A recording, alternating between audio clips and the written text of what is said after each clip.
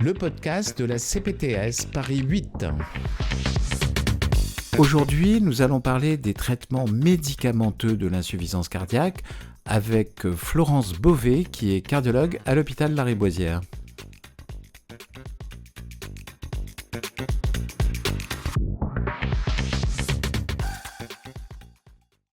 Florence Beauvais, vous êtes cardiologue à l'hôpital Lariboisière et dans un service particulièrement spécialisé dans l'insuffisance cardiaque. Tout à fait. Nous sommes un service de cardiologie générale, mais on a la chance d'avoir une unité de cardiologie ambulatoire qui permet de prendre en charge les patients, d'une part pour la réadaptation cardiaque, mais également dans le cadre de la prise en charge des patients insuffisants cardiaques les plus sévères. Alors, le traitement de l'insuffisance cardiaque, c'est une pathologie relativement complexe, on le sait, qui coûte très cher à la société, souvent mal diagnostiquée, mal pris en charge. On en reparle dans plusieurs podcasts autour de ça. Mais est-ce que vous pouvez nous résumer les principaux traitements médicamenteux dans l'insuffisance cardiaque ? Oui, tout à fait. Alors déjà, il faut savoir qu'il y a deux objectifs au traitement médicamenteux. D'une part, limiter la congestion, c'est-à-dire la rétention hydrosodée, mais également mettre en route un traitement sur le long cours pour éviter la dégradation de la fonction cardiaque, mais également améliorer la survie et limiter les hospitalisations, ainsi que bien évidemment améliorer la qualité de vie du patient. Vous voulez dire que le traitement hydrosodé, ça veut dire quoi exactement ? La rétention hydrosodée peut apparaître chez le patient insuffisant cardiaque quand il fait ce que l'on appelle une décompensation cardiaque. Lors de cette décompensation, il peut apparaître des œdèmes aux membres inférieurs, mais également des œdèmes au niveau pulmonaire, c'est ce qu'on appelle l'œdème pulmonaire. Et en cas de rétention hydrosodée, il va falloir donner ce qu'on appelle un traitement diurétique. On a vu l'importance de réduire la rétention hydrosodée, c'est-à-dire l'eau et le sel qui sont accumulés dans l'organisme lorsqu'on a une insuffisance cardiaque. Et quels sont les autres traitements maintenant de l'insuffisance cardiaque ? Oui, en effet, le traitement diurétique est essentiel pour limiter ce qu'on appelle la congestion ou la rétention hydrosodée. Mais ce traitement, en fait, n'est que provisoire la plupart du temps. Il faut en effet un traitement au long cours pour prévenir l'aggravation de l'insuffisance cardiaque.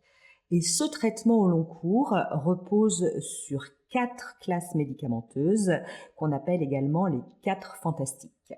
Très bien. Alors, ces 4 fantastiques, est-ce qu'on peut les citer ? Oui, bien sûr. Donc, il y a tout d'abord ce que l'on appelle la classe des inhibiteurs du système rénine-angiotensine, les inhibiteurs de l'enzyme de conversion, le sacubitril/valsartan. Ça, c'est la première classe. Et ensuite, on a 3 autres classes que sont les bêta-bloquants, les anti-aldostérone et les glyphosines. Tous ces traitements ont une dose cible, je suppose. Ils ont tous un dosage particulier. Et la première question, c'est est-ce que vous mettez les 4 médicaments en même temps ou est-ce qu'on les met de manière progressive ? Alors, auparavant, on mettait les traitements les uns après les autres. On s'est rendu compte qu'en fait, il fallait mettre les 4 traitements d'emblée. Bien évidemment, on ne peut pas mettre ces traitements aux doses optimales et maximales d'emblée. Donc, on met tous ces traitements à petite dose d'emblée, puis on augmente progressivement sur quelques semaines. C'est ce qu'on appelle la titration. Quels sont les effets secondaires de ces médicaments globalement ? Alors, cette titration va en effet reposer sur la tolérance, et la tolérance se mesure en mesurant la pression artérielle, la fréquence cardiaque et en évaluant la fonction rénale. En effet, les médicaments dont je viens de parler ont pour principaux effets secondaires la survenue d'hypotension, mais il ne faut prendre en compte celle-ci que quand elle est symptomatique. Il n'est pas rare que les patients insuffisants cardiaques aient des pressions artérielles basses, avec des pressions artérielles systoliques autour de 90 mm de mercure. Il ne faut pas s'inquiéter tant que le patient n'a pas de symptômes particuliers. Très bien. Donc, même si j'ai une tension à 9,6, je continue à augmenter la dose, par exemple, du médicament ? Oui, on peut continuer d'augmenter la dose il faut vraiment bien poser la question au patient concernant les symptômes éventuels qui pourraient apparaître. En général, c'est ce qu'on appelle l'hypotension orthostatique. Il y a également, parallèlement à ces symptômes, la surveillance de la fonction rénale qui est essentielle. À chaque fois qu'on augmente ces médicaments qui vont faire baisser la pression artérielle, il est important de doser la créatinémie et de calculer le débit de filtration glomérulaire, ainsi que de mesurer le taux de potassium. Si ces dosages restent acceptables, eh bien, on peut continuer d'augmenter le traitement tant que le patient ne présente pas de symptômes d'hypotension orthostatique. Oui, et si par exemple maintenant j'ai une altération de la fonction rénale qui n'est plus tolérable ou un taux de potassium par exemple qui a augmenté, on fait quoi? Alors, concernant la fonction rénale, on accepte une petite dégradation de cette fonction rénale avec une diminution entre 10 et 20% du débit de filtration glomérulaire. On accepte également une augmentation de la kaliémie. Globalement, jusqu'à une kaliémie de 5,5, on n'a pas grand-chose à craindre. Voilà, mais bon, en pratique, le taux maximal de potassium, c'est 5. On peut aller jusqu'à 5,5, bien évidemment en surveillant un petit peu tout ça. Oui, on a vu déjà avec la diététicienne sur un précédent podcast que on va adapter le régime alimentaire justement qui au début est plutôt hyperkaliémique et pour la fin, quand il y a une insuffisance rénale, hypokaliémique. Or, par exemple, j'ai appris ça, je dois le dire, en ne mangeant pas la peau des pommes de terre, qui est très très riche en potassium. L'autre chose, est-ce que vous pouvez nous donner un ordre d'idée des dosages qui sont initiés, par exemple pour le ramipril, et la dose optimale qu'il faut atteindre? Alors, les doses de traitement qu'on va mettre au long cours sont initialement assez faibles puisque il va falloir aller très progressivement pour atteindre les doses optimales. Alors concernant le ramipril, par exemple, souvent le patient sort de l'hôpital avec des doses de ramipril de 1,25 x 2. Il va falloir faire en sorte à tout prix que ce dosage du ramipril monte autour de 5 mg matin et soir. En fait, la dose maximale de ramipril chez le patient insuffisant cardiaque est de 10 mg par jour. Alors, il y a une question que se posent de nombreux médecins et qui ont un petit peu peur de titrer les médicaments parce que la réflexion est mon patient va très bien, il n'est plus essoufflé, il n'a pas repris du poids, je laisse les doses comme ça, je n'ai pas besoin d'augmenter mes doses. Alors là, c'est une erreur. C'est une erreur puisque ces 4 fantastiques dont on a parlé ont pour objectif d'empêcher la dégradation de la fonction cardiaque et de la fonction cardio-circulatoire. Et donc, il faut absolument atteindre les doses optimales. C'est à ce prix qu'on va limiter les hospitalisations, améliorer la survie et surtout améliorer la qualité de vie des patients. Donc, je vais dire à mon patient, c'est très bien, vous allez très bien. Du coup, je vais pouvoir augmenter la dose pour arriver à la dose optimale parce que c'est le meilleur pronostic et avec les doses optimales. Oui, c'est-à-dire que je vais dire au patient, il faut absolument éviter que vous vous dégradiez à nouveau et pour cela, il va falloir que je majore les doses aux doses optimales tolérées. Bien évidemment, on va surveiller la pression artérielle et la fonction rénale, mais si cette pression artérielle et cette fonction rénale reste correcte, on peut majorer les doses et il faut majorer les doses, gardant bien en tête que ça n'est pas un traitement de la décompensation cardiaque, c'est un traitement au long cours pour prévenir la dégradation de la fonction cardiaque et la survenue d'hospitalisation ou pire.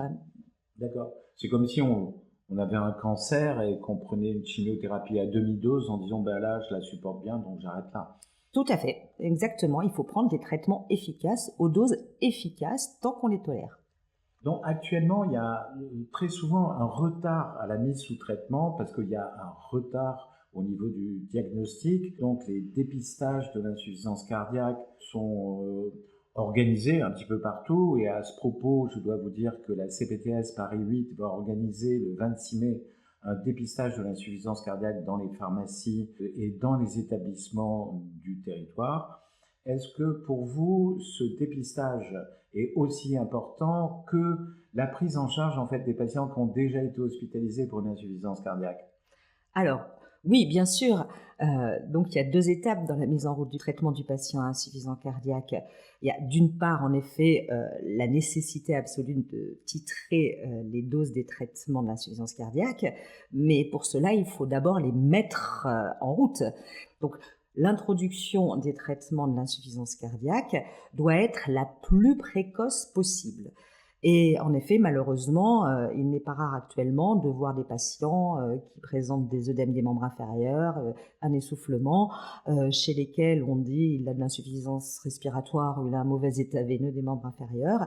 Et de ce fait-là, on retarde la mise en route des traitements qui sont efficaces et qui pourraient réellement améliorer le patient et prévenir les hospitalisations. Quelqu'un qui a une insuffisance cardiaque, on la traite et puis on guérit la cause. Par exemple, une valve qui ne marchait plus, il n'y a plus du tout de signe d'insuffisance cardiaque. Est-ce qu'on est en droit de diminuer ou d'arrêter certains des médicaments? Tous les traitements dont on a parlé concernent l'insuffisance cardiaque chronique qui est en rapport avec une dysfonction du muscle cardiaque, quelle qu'elle soit. À partir du moment où l'insuffisance cardiaque aiguë est due à une cause qui n'est pas en rapport avec ce muscle cardiaque, le traitement de l'insuffisance cardiaque aiguë va reposer essentiellement sur le traitement des signes de rétention hydrosodée. Si on a traité la cause qui est, comme vous le dites, une valvulopathie, eh bien, si la fonction du muscle cardiaque à récupérer. Pour l'instant, il n'y a pas d'indication formelle de laisser ce traitement puisque le patient n'a pas de dysfonction du muscle cardiaque. Donc c'est vraiment, en effet, ce traitement de l'insuffisance cardiaque dont on a parlé, c'est le traitement de l'insuffisance cardiaque chronique une fois que toutes les causes ont pu être traitées. D'accord. Mais donc on juge souvent sur la fraction d'éjection la sévérité, en gros, de l'insuffisance cardiaque pour celles qui ont une fraction d'éjection altérée. Est-ce que, sous les traitements, on peut voir une amélioration de cette fonction?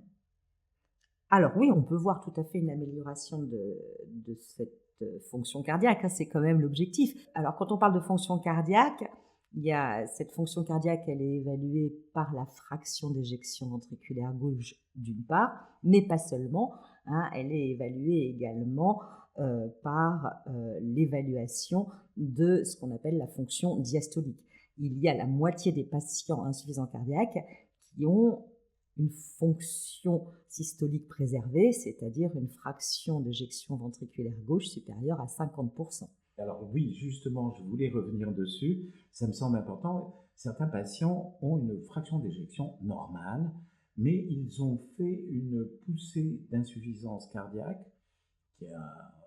qui les a souvent conduits à l'hôpital lorsque cette poussée a été aiguë.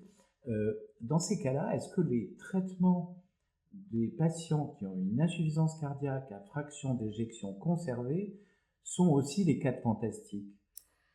Alors là, c'est beaucoup plus compliqué. Le traitement des patients qui ont une insuffisance cardiaque avec une fraction d'éjection préservée est un peu moins bien codifié. Par contre, ce que l'on sait, c'est qu'une classe de ces 4 fantastiques fonctionne. C'est la classe des glyphosines. Et donc, tout patient insuffisant cardiaque, quelle que soit la fraction d'éjection ventriculaire gauche, doit bénéficier d'un traitement par glyphosine quand il n'y a pas de contre-indication. Donc, en conclusion, Florence Beauvais, est-ce que vous pouvez nous résumer le traitement médicamenteux de l'insuffisance cardiaque?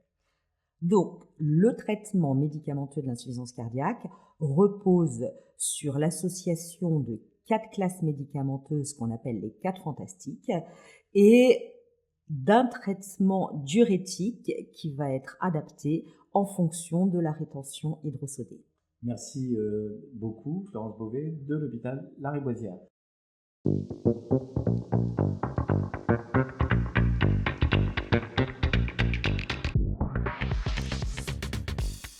Merci d'avoir écouté le podcast de la CPTS Paris 8 sur le traitement médicamenteux de l'insuffisance cardiaque avec Florence Beauvais de l'hôpital Lariboisière. Retenons que ce traitement comporte 4 classes thérapeutiques qu'il faut associer d'emblée avec des doses minimales au début qui vont être adaptées progressivement pour une efficacité optimale.